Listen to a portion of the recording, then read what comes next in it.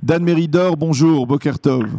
Bonjour, Boker Tov à vous. Merci d'être avec nous ce matin et nous vous avons sollicité, bien entendu, pour nous parler, de donner votre avis sur la situation extrêmement complexe et difficile dans laquelle l'État d'Israël se trouve actuellement. Une semaine après l'inculpation de Binyamin Netanyahou pour des chefs d'accusation sévères comme corruption, fraude, abus de confiance, alors que l'État d'Israël n'a toujours pas de gouvernement, une situation, on va dire, sans précédent dans l'histoire politique de l'État d'Israël, des manifestations, des déclarations qui ont parfois étonné, même choqué certains. Comment vous réagissez, vous qui avez été ministre de la Justice, aux accusations qui ont été portées ces derniers jours par Binyamin Netanyahou, par ses proches, en direction du parquet israélien, de la justice israélienne? C'est une crise sans précédent. Vous savez, toute ma vie, j'ai vu le conflit politique en Israël entre le Kherut, Mapa et le travailliste, le Likoud.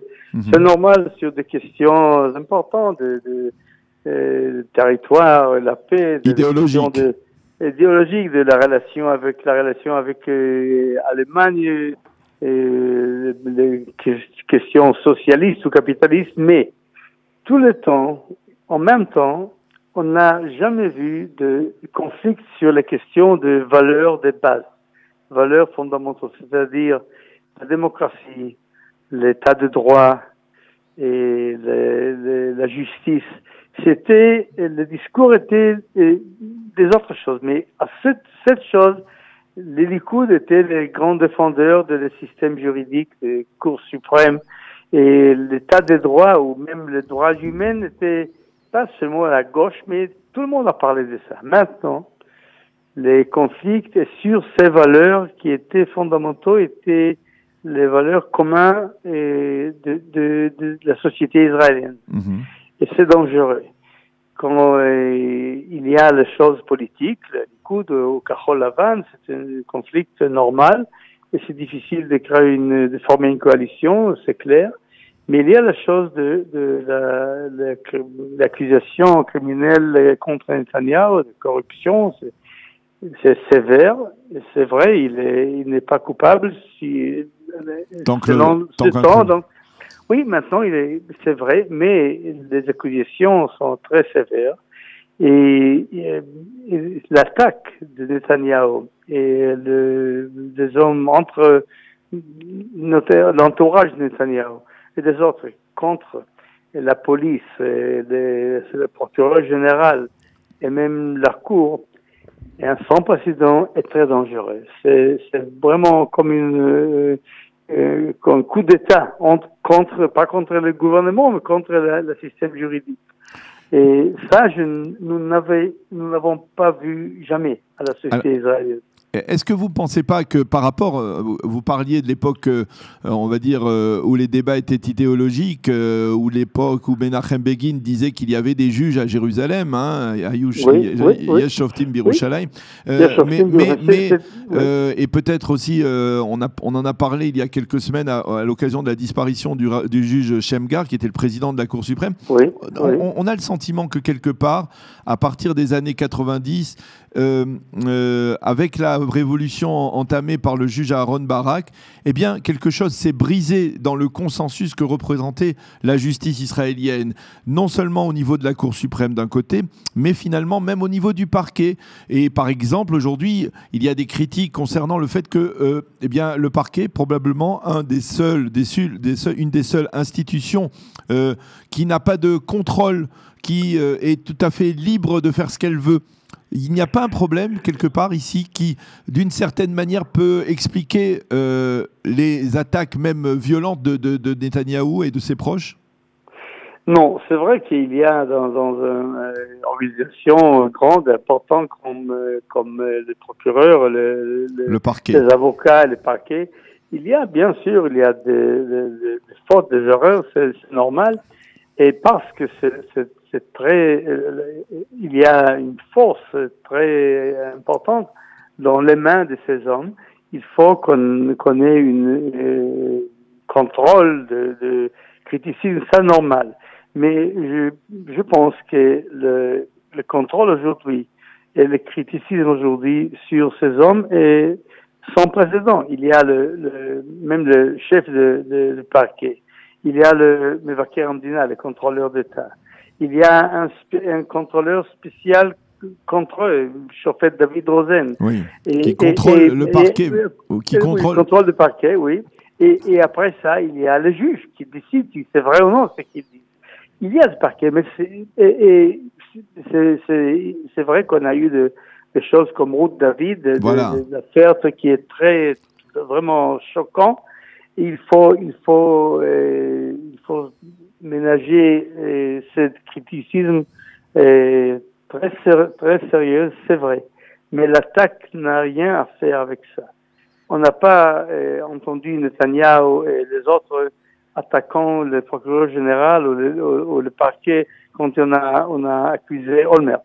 Oui. Ou quand on a accusé Barabin, qui était forcé à quitter à 77. Ou des autres, Berry, des autres. Maintenant, si Netanyahu, on parle de discrimination contre lui, c'est la gauche contre la droite, c'est drôle, c'est bizarre, c'est pas vrai, c'est pas la vérité. Et les attaques que nous entendons de Netanyahu, des autres, du gouvernement, c'est-à-dire des ministres de ce pays contre cette organisation très importante, très importante de la démocratie, la judiciaire et indépendante, sont sans précédent et très dangereux. Que veut dire l'homme à la rue ici, si le policier va lui demander, on peut dire non, vous êtes gauchiste, je n'entends pas. S'il n'y a pas un respect vers le parquet, le juge, le système juridique, c'est dangereux pour l'ensemble de la société israélienne. Alors, je voudrais avoir votre regard, en prenant un peu de recul, sur ce qui se passe ces dernières années, parce qu'il se passe justement par rapport à la justice quelque chose d'étonnant. On va dire les 3 derniers premiers ministres de l'État d'Israël, c'est-à-dire Ariel Sharon, Ehud Olmert et Binyamin Netanyahou, les 3 ont été soit soupçonnés, soit inculpés, soit condamnés de faute de corruption. Comment expliquez-vous cela? Que se passe-t-il dans cet État d'Israël lorsque des figures importantes arrivent au sommet et d'une manière ou d'une autre, ou même avant même qu'elles arrivent au sommet, pêchent par cette faute de corruption, d'abus de confiance et transgressent la loi? Comment vous expliquez cela?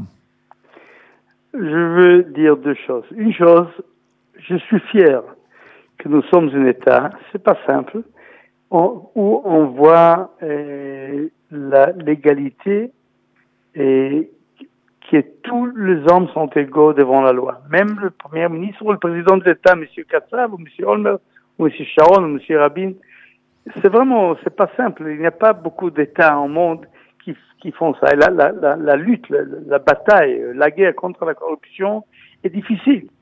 Mais en Israël, on peut être fier que nous avons une démocratie vivante où on lutte sans peur contre la corruption. La deuxième chose, c'est une question de personnalité. Pouvez-vous imaginer que Menachem Begin mais alors qu'est-ce qui s'est passé entre Menachem Begin dans les années 80 et Yitzhak Shamir dans les années 80 et Sharon dans les années 2000, Olmert dans les années 2000, Netanyahou maintenant? C'est deux hommes différents. Et Begin, quand il a démissionné, après plus que 6 ans Premier ministre et peut-être 40 ans de service du peuple d'Israël, il n'a pas eu même un appartement où vivre. Oui, bien sûr. Et moi, nous avons loué un appartement pour lui. C'est pas aujourd'hui. Mais c'est parce que l'État d'Israël aussi a changé. Oui, mais c'est question de leadership, vous savez. Si mes enfants, mes petits-enfants, vos enfants voient les leaders comme Begin ou comme Shamir, ou peut-être Ben Gurion si vous voulez, c'est une éducation, c'est un exemple personnel. Si vous voyez des hommes qui sont différents, c'est le leadership qui a une influence ici. Et c'est dommage. Et vous ne pensez pas que quelque part ça vient d'un changement c'est-à-dire l'État d'Israël est peut-être à une certaine période a voulu devenir une sorte d'État normal dans lequel, eh bien, comme dans des démocraties occidentales, il y a une forme d'abondance économique. On n'est plus à l'époque, on va dire des années 50 où il n'y avait pas d'argent, où il n'y avait pas de moyens, et même des crises des années 80 économiques. Et là maintenant, l'État d'Israël est un pays prospère, qui est une puissance même mondiale dans différents domaines. Eh bien, peut-être que les choses ont changé, mais est-ce que ça suffit à expliquer cette dérive des leaders?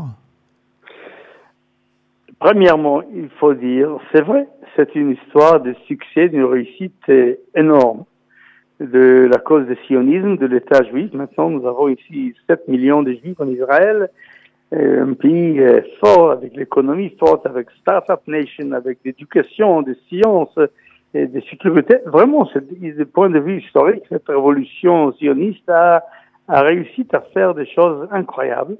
Et entre eux, la situation économique, financière de gens à ce pays est différente. Et c'est bon, je suis fier, c'est bon. Mais dans ce temps, comme aujourd'hui, il faut continuer à lutter, même plus fort, lutter contre la corruption. Parce que vous savez, on dit en anglais power corrupts, la force corrupte. Il faut les lutter. C'est pas une décision d'un homme ou d'un gouvernement. C'est une lutte qui continue tout le temps. Il faut lutter. La police, le procureur général, le contrôleur d'État, la presse libre. Il faut lutter contre la corruption qui peut...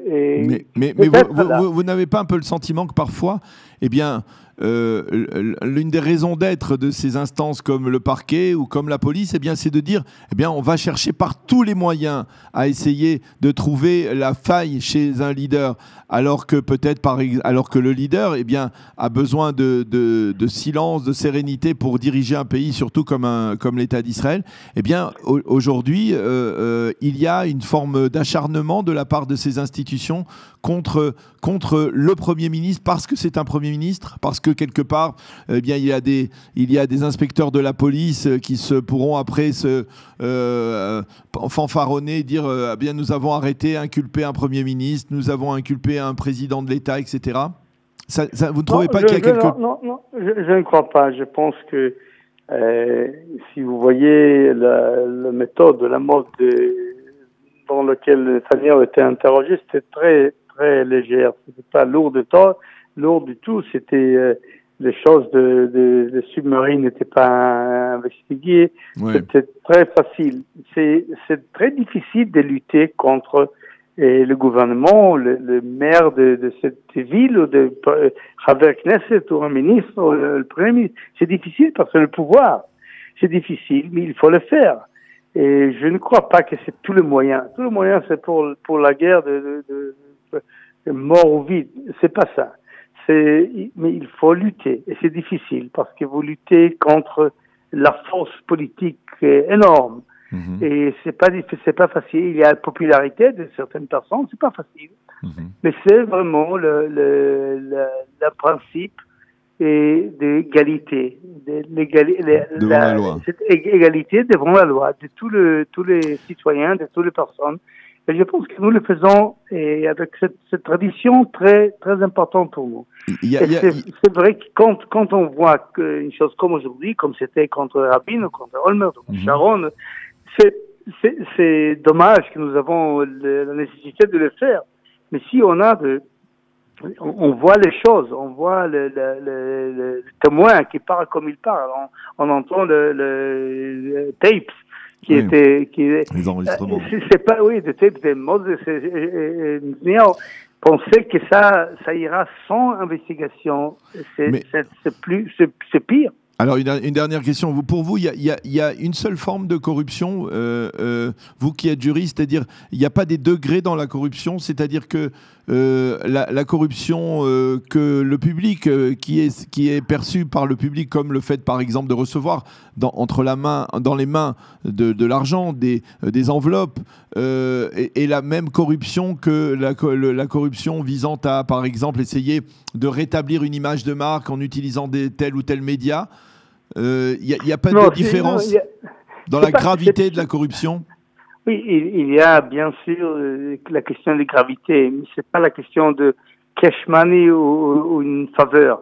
Et on peut avoir une enveloppe avec 10 shekels, c'est rien, avec millions, c'est d'autres choses. C'est pas une question de monnaie, mais si c'est vrai, il faut le dire, nous ne savons pas le résultat, mais maintenant, cette accusation, c'est la question de donner que le Premier ministre a donné des faveurs de plus que billions et milliards de shekels pour avoir effectivement contrôle sur les médias. C'est une autre chose. C'est pas la question de donner 10 shekels ou millions de shekels. C'est des choses très, très sévères.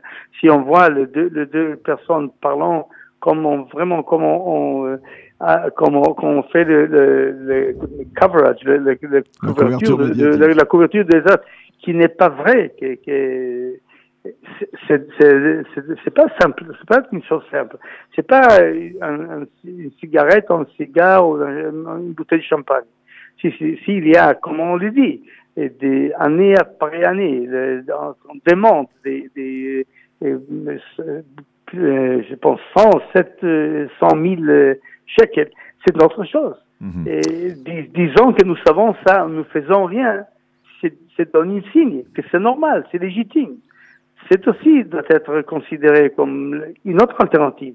Nous savons, mais nous faisons rien. C'est-à-dire, c'est la corruption qui est là. La question est pendant maintenant, et il faut que qu'il va à la cour criminelle, et on verra. Peut-être à la fin, Netanyahu ne sera pas coupable, c'est possible, mais maintenant qu'il essaye, le Koudnik, Netanyahu, d'avoir l'immunité de parlementaire contre un jugement, c'est pas légitime. Il faut savoir, le peuple d'Israël a le droit de savoir si c'est vrai ou non, mais bloquer la route à la cour, doit être c'est très illégitime pour moi. Et une dernière, j'ai encore beaucoup de questions à vous poser, mais je vais poser une dernière question. Vous étiez membre, un des leaders du Likoud. Le Likoud que vous consultez aujourd'hui, le Likoud qui est aujourd'hui au pouvoir encore, c'est un Likoud différent, véritablement différent de celui que vous avez dirigé avec des gens comme Menachem Begin, comme Yitzhak Shamir. Et en quoi il est différent? Deux choses, je dirais maintenant. Bref, le premier, en temps de Menachem Begin et Yitzhak Shamir, on a eu des hommes comme David Levy ou Sharon ou peut-être Shmuel Tamir, Ezra Weizmann, qui ont eu des vues différentes. Et on a eu des discussions. C'est pas un leader et tout le monde se tait. Maintenant, vous n'entendez rien d'aucun de ces membres. C'est drôle. Et c'est pas normal. Netanyahu, le leader élu de Likoud, c'est vrai, et il doit être défendu, mais pas contre la loi, pas contre le système juridique. Deuxième chose, il y a un changement très difficile pour moi. C'est la question d'idéologie. Le Likoud était un mouvement, comme le nom le dit, le nom du Likoud est Likoud, mouvement national libéral.